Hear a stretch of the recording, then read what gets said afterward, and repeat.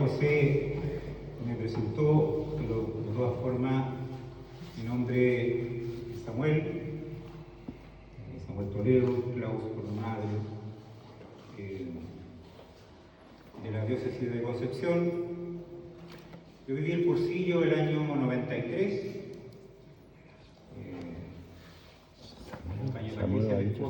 Samuel Toledo.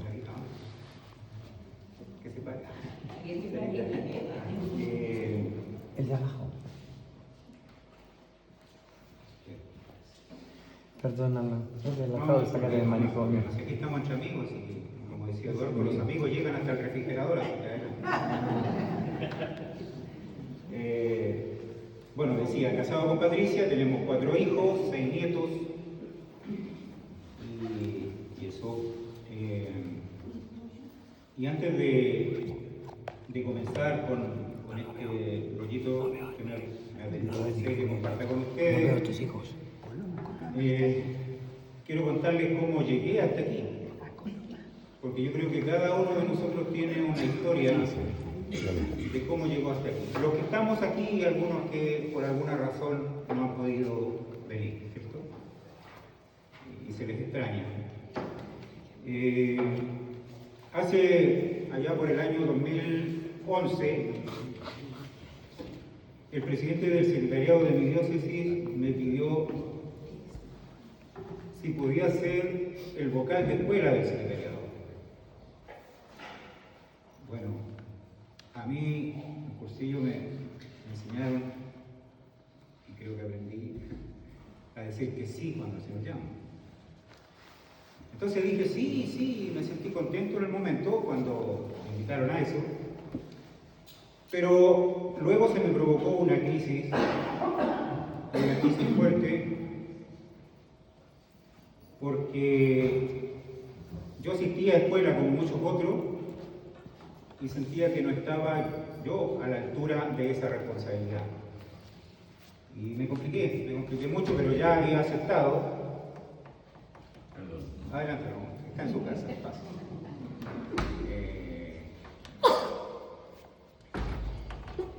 Ya había aceptado, pero estaba muy asustado, complicado. Y en mi reunión de grupo, un hermano me animó y me dijo que si me habían llamado era posible que lo hiciera y lo hiciera bien. Entonces me decidí que para poder enfrentar esta responsabilidad, la vocalía de escuela, tenía que estudiar, leer. Entonces comencé por lo primero que tenía a la mano, las ideas fundamentales. Ya las conocía, las habíamos estudiado y qué sé yo, pero me las leí de tapa a tapa. Pero quedé como que faltaba más. Y me encontré el manual del dirigente de Monseñor Vázquez, alguien me lo había regalado, lo tomé, lo leí también. Pero sentía que seguía faltando. Entonces busqué qué más tenía a la mano y tenía vertebración de ideas. Pero mientras más leía, más hambre. Entonces seguí buscando evidencias olvidadas, historia del carisma, etcétera, todo lo del cómo y el por qué, y seguía leyendo. Lo que cuando no lo tenía en papel lo buscaba por internet, escuchaba los audios y videos que hay también, etcétera. O sea, y sin darme cuenta, en este ánimo de prepararme un poquito para esa responsabilidad a la que me habían llamado, me tocó asistir solo, además, a un encuentro nacional del Movimiento Cursillo de Cristiandad de Chile. Y se dieron un rollo allí, luego se hizo un trabajo de grupo, de curia, y yo participé como todo, y mis opiniones, pero a alguien le llamó la atención. Y me dice después, veo que a ti también te gusta Eduardo Bonín. La verdad es que yo nunca busqué a Eduardo, buscaba conocer algo más del movimiento. Sí, le digo yo, sí, mira, me dice, vamos a conversar cuando termine esto. Y luego se acerca y me dice, hay un encuentro internacional en Paraguay. ¿Quieres ir? Yo le digo, no, no puedo ir. No estoy en condiciones de ir económicamente. Ya me dice, pero invita a alguien de tu secretariado. Yo invito a varias personas, entre ellos hasta el presidente. Todos dicen que no, hasta que un hermano me dice, mira, a mí me encantaría ir, yo puedo ir, pero estoy complicado, te voy a dar el dinero para que tú vayas.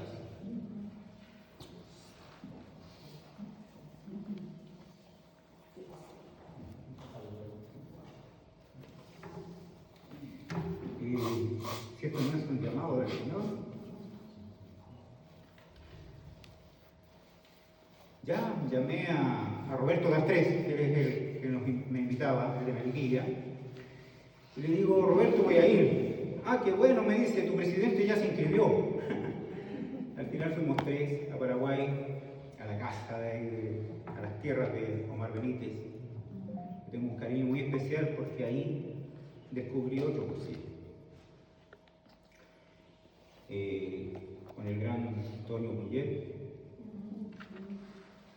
la familia Reyes, México,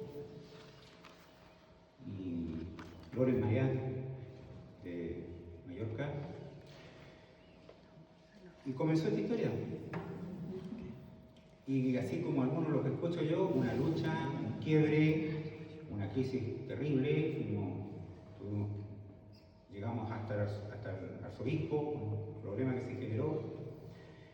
Pero ante todo, el Señor nos dio la razón. Y sigue llamando. Y por eso estoy aquí. Porque es cierto, yo quizás como muchos a veces no nos sentimos dignos de estar aquí. Menos de estar parados delante de otros hermanos. Pero un sacerdote una vez me dijo, ¿y quién es digno? Me dijo. Nadie. Nadie. Dios, el Señor me dijo, Él te da la dignidad. Yo solo pongo mis 2 peces y mis 5 panes y el Señor hace el resto. Vamos a entrar en el tema. ¿Cuánto puedes cambiar antes de perder la identidad? ¿Cuánto puedes cambiar y seguir siendo tú? Es una pregunta profunda, casi filosófica, y no tiene una respuesta única, pero trataremos de abordarla de varias formas. Pero antes es conveniente saber cómo se define la identidad, o mejor dicho, cómo se define tu identidad. ¿Qué es lo que a ti te define?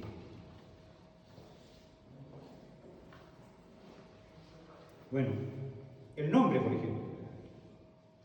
El nombre. Siempre decimos que Dios nos llama por el nombre. Pero también hay más personas que se llaman igual. Por ejemplo, tenemos a Carlito Alarcón, tenemos a Carlito Muñoz, ambos se llaman Carlos.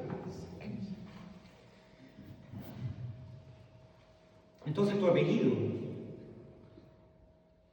pero también tus características físicas, tu origen, sexo, religión, y algo muy importante y que destaca tu identidad, tus valores, tu forma de pensar y de enfrentar todo lo que te hace único.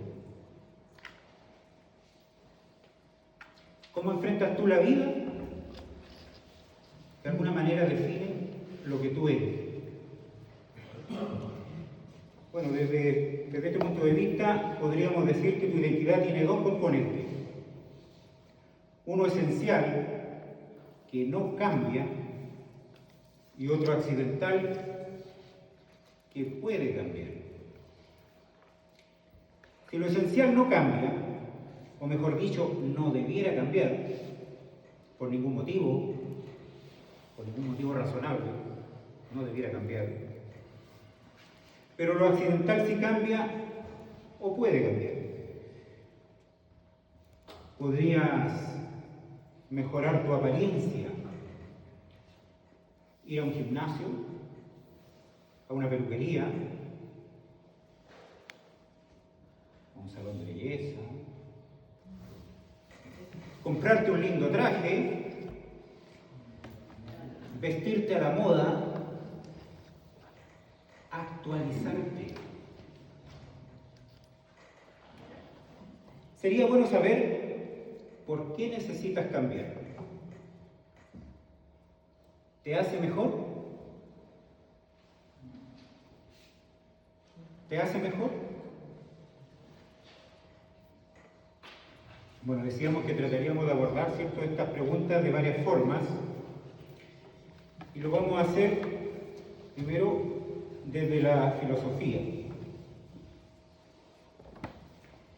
Plantearnos esta pregunta es como referirnos al paradigma de la nave de Teseo o del barco de Teseo. Teseo es un héroe de la mitología griega.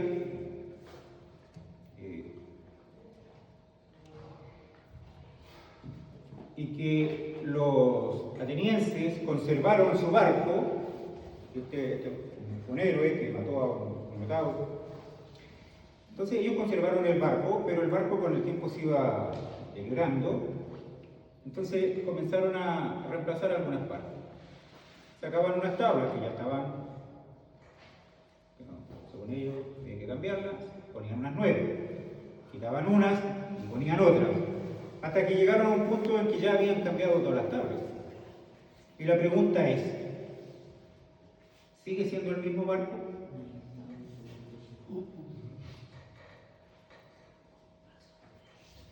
Hagamos el siguiente planteamiento. Si cambias tus creencias, tus gustos, tus recuerdos, tu apariencia, ¿en qué punto dejas de ser tú? Como el barco de Teseo, hay un original y uno que, aunque parece el mismo, termina siendo una copia. Una copia de ti, por ejemplo, por mucho que se te parezca, sigue siendo una copia. Pero alguien podría llegar a decir que la copia es mejor que el original, porque es lo único que conoce. Solo quien te conoce verdaderamente puede reconocerte frente a una copia y valorarte por lo que de verdad eres. Lo mismo aplica al dilema que el movimiento de Cursillo y Cristiandad atraviesa en estos días. Veámoslo también ahora a través de la psicología.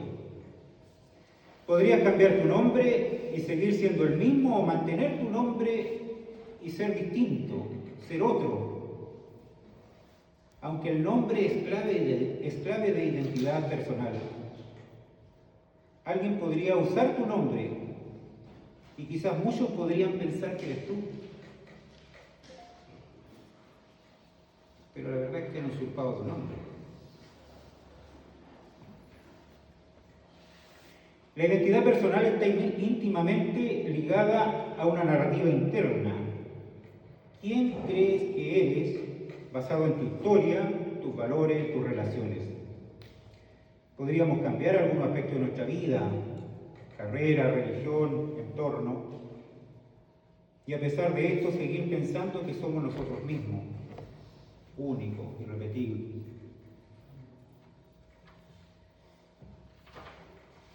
Pero si hay demasiados cambios, drásticos o forzados, por trauma, enfermedad, manipulación, puedes sentir que ya no eres tú. Con el movimiento de Cursillo y Cristiandad sucede lo mismo. Pensamos que a pesar de los cambios, a veces forzados o por manipulación, pero siempre con buena intención, sigue siendo el mismo. Pero podemos darnos cuenta que no es así. Que en muchos lugares ya no es el mismo. Veámoslo ahora desde lo práctico. Podrías cambiar tu estilo, tu nombre, tu ambiente y seguir siendo tú mientras conserves conciencia de ti mismo. Te conoces, sabes quién eres. Mientras conserves memoria de tu vida, tus raíces, tu historia, tu camino recorrido. Ya decíamos, ¿cierto?, que la historia es la que de alguna manera nos proyecta hacia el futuro. Valores fundamentales, lo que da razón y sustento a tu vida. Mientras conserves metas y objetivos edificantes, tener un propósito claro, por qué y para qué existo. Ahora bien, traslademos estos pensamientos al panorama que nuestro movimiento enfrenta hoy en día. Sin querer aparentar ser aves de mal agüero o profetas de calamidades, recordemos algunos tropiezos que hemos escuchado en este encuentro. Uno de los que más sonó, cursillos mixtos, cursillos especializados, cursillos recortados en tiempo y contenido, cambios evidentes en la finalidad original, excesivo clericalismo, excesiva estructuración, entre otros abusos a la idea primigenia.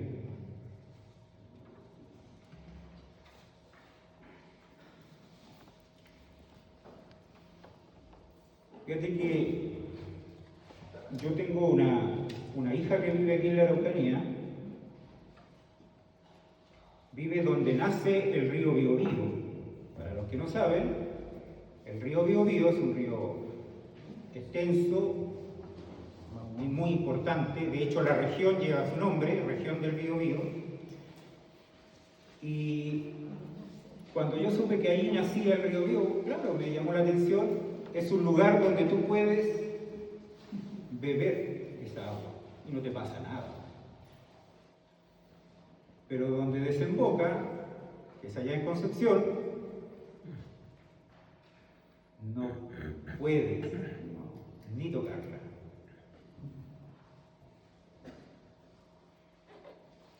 Y yo decía, wow, qué bueno haber ido a la fuente, qué importante haber ido a la fuente y beber de ella. Y poder darme cuenta lo que ha ocurrido en el camino, que acá totalmente ya contaminada.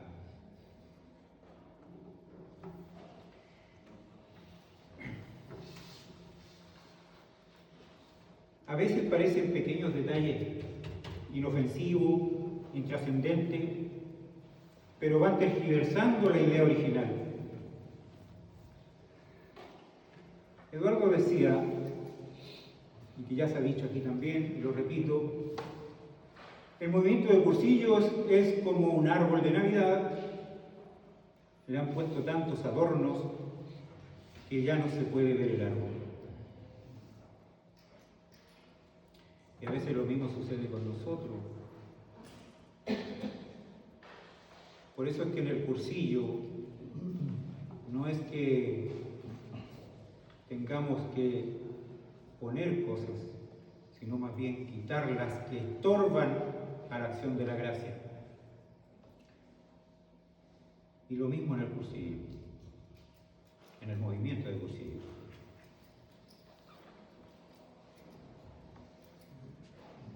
A veces lo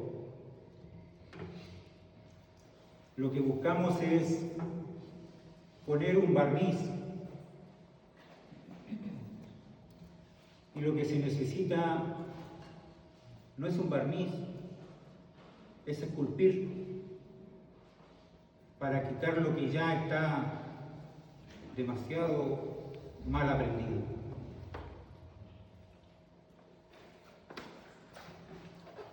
De seguir haciendo la vista gorda, seremos responsables de desdibujar los auténticos cursillos de cristiandad. y volverlo de todo menos algo que refleje fielmente su idea fundacional.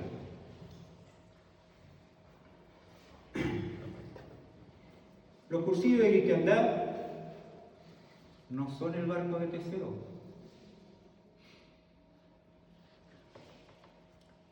No son el barco de Teseo, a los que podemos cambiarle sus partes y pensar que sigue siendo el mismo.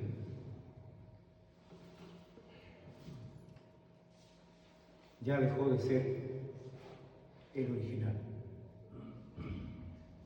No es eso, no es eso, tal como se afirma, ¿cierto?, en el manifiesto de Eduardo y Forteza. ¿Ha cambiado la finalidad? En un principio la finalidad no debía haber cambiado.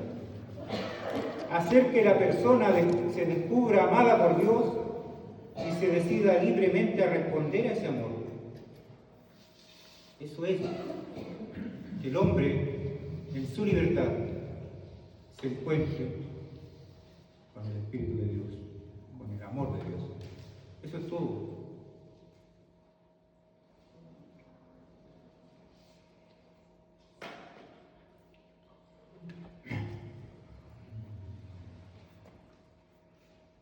Decían, hacer que la persona se descubra amada por Dios y se decida libremente a responder a ese amor, viviéndolo en comunidad, irradiándolo en sus ambientes, pero en la práctica algunas comunidades lo han entendido como un camino de formación continua,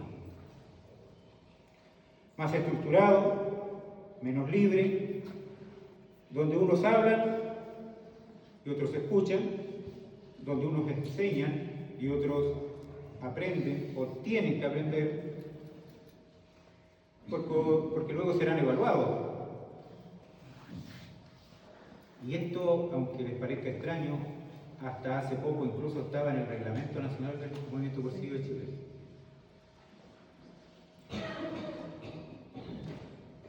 Y cuando se modificó el reglamento,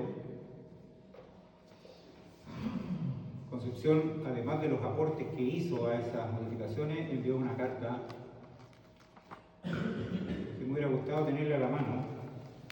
La redactamos con mi queridísimo amigo Aquiles, que ya está en su quinto día, y donde se decía, o intentábamos decir, que la fe no se evalúa. No podemos evaluar la fe. O sea, ¿cómo puedes estar tú en un nivel hoy día y pretender que si responde a algunas preguntas o cuestionarios pueda después ocupar otro nivel? Gracias a Dios lo quitaron. Pero sé que en algunos secretariados todavía lo practican. Parece exagerado, ¿cierto? Pero no es así. También lo han entendido como una forma de retener gente en la iglesia, en las parroquias, en las estructuras, en lugar de lanzarla al mundo con espíritu misionero, como siempre ha sido desde el principio. En la iglesia hay muchos Pedros que se quedan en Jerusalén, pero faltan Pablos que vayan a los ambientes, especialmente a los alejados. ¿Se está perdiendo la identidad original del movimiento? La respuesta la debemos dar nosotros mismos en la medida que vayamos adentrándonos en las realidades de nuestro movimiento en cada lugar. Pero antes que todo debemos conocer cuál es la identidad de nuestro movimiento, la verdadera, la original. Eso permitirá dar respuesta a esta pregunta.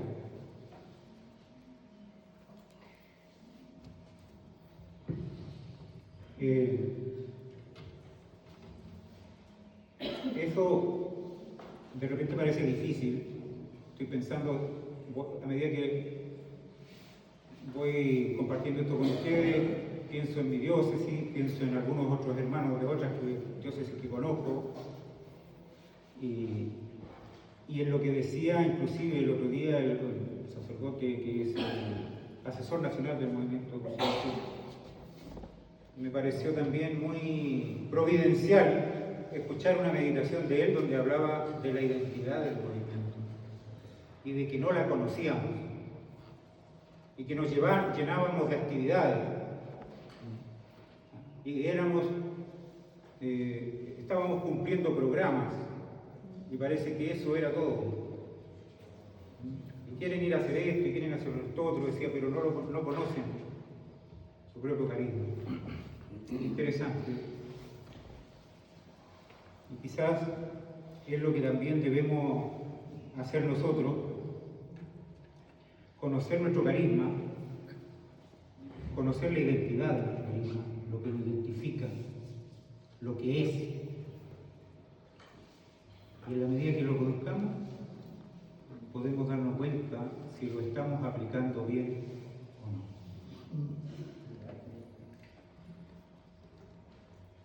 Luego podremos discernir si ha habido cambios en la metodología y en algunos casos en la finalidad práctica. Aunque si cambia o altera el método, consecuentemente la finalidad también se ve alterada.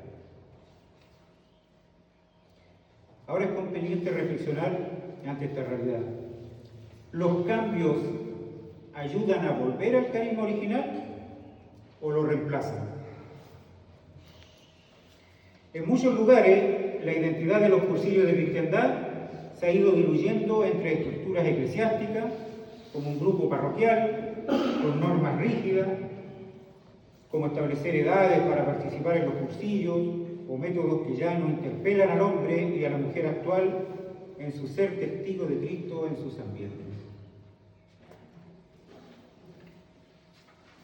¿Qué se propone? ¿Qué se propone? Un estudio consciente, constante y bien rezado que nos permita conocer nuestro carisma y su identidad original.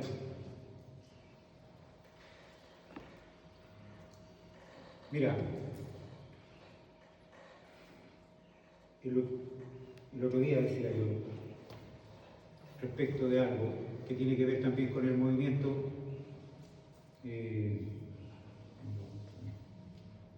Carmencita está buena. Carmencita tiene que haberlo escuchado porque estaba presente. Todo lo que hagamos desde la Eucaristía, todo lo que hagamos desde la Eucaristía. No podemos hacer nada si no brota de allí. Sin mí nada podéis. Y de pronto nos agarramos de lo que sabemos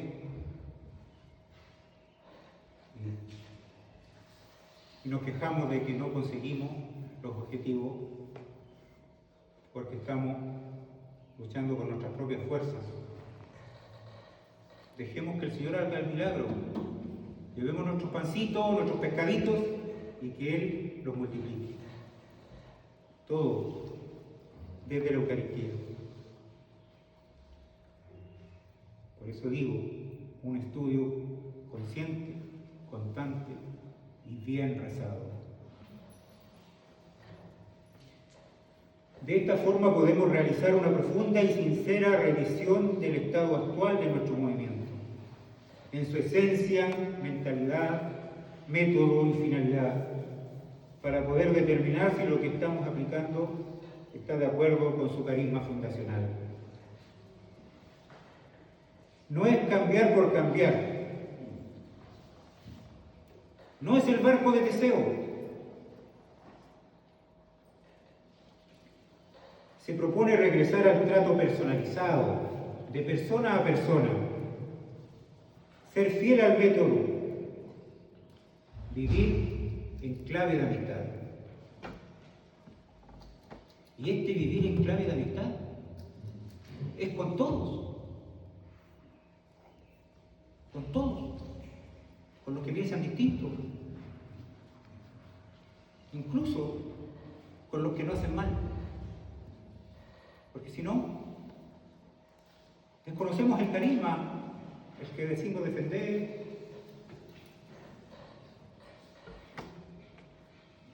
Vivir en clave de amistad, evitando tentaciones como la masificación y las especializaciones.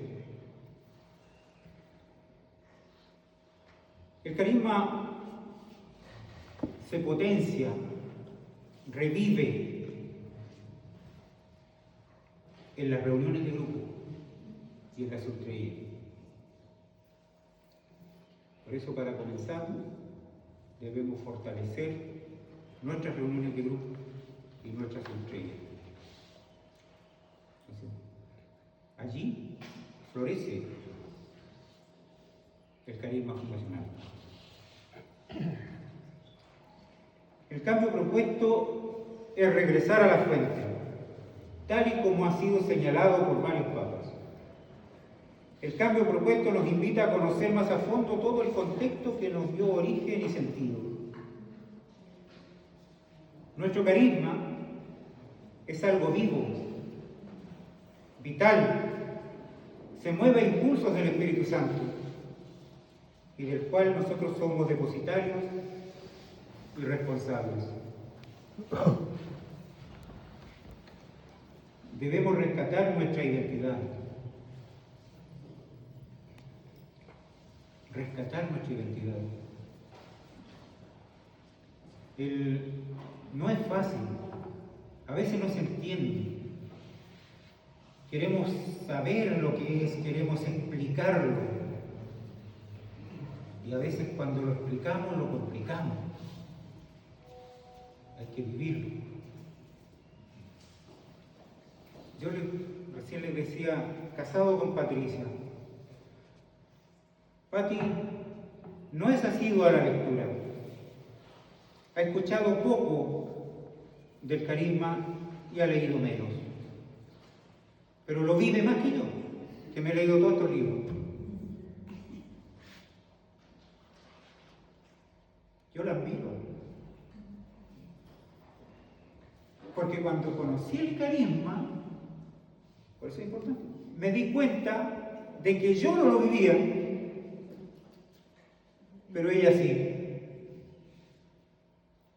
Entonces hoy día estoy en eso de que más que conocerlo, tengo que vivirlo. Si yo no lo vivo, no puedo pretender que otros lo vivan, que lo entiendan, que lo comprendan, que lo acepten y que seamos lo que todos queremos, ¿cierto? Y en eso estoy. Por eso estoy aquí. Y bendito sea Dios porque... ¿Qué pasó? Yo estaba ya listo, preparado ahí en ese gimnasio caluroso y todo, y dicen, bueno, vamos a la capilla. Yo había venido recién a la capilla a hablar con el Señor para que me asistiera, me ayudara. Me trajo para.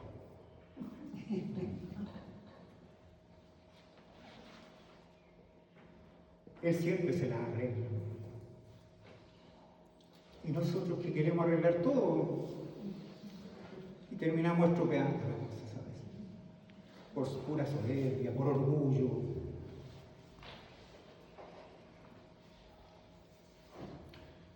Él sabe más que nosotros. El carisma brotó de él. No es cosa nuestra.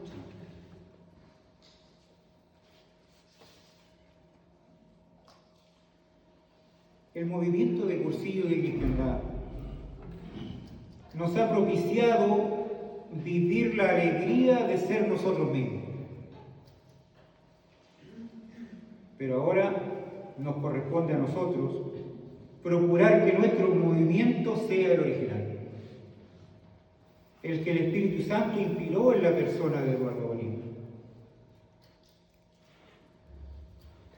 Cuando un movimiento olvida su carisma fundacional, lo que el Espíritu suscitó en su origen, puede conservar su estructura, pero haber perdido el alma. Gracias, Señor, te coloré.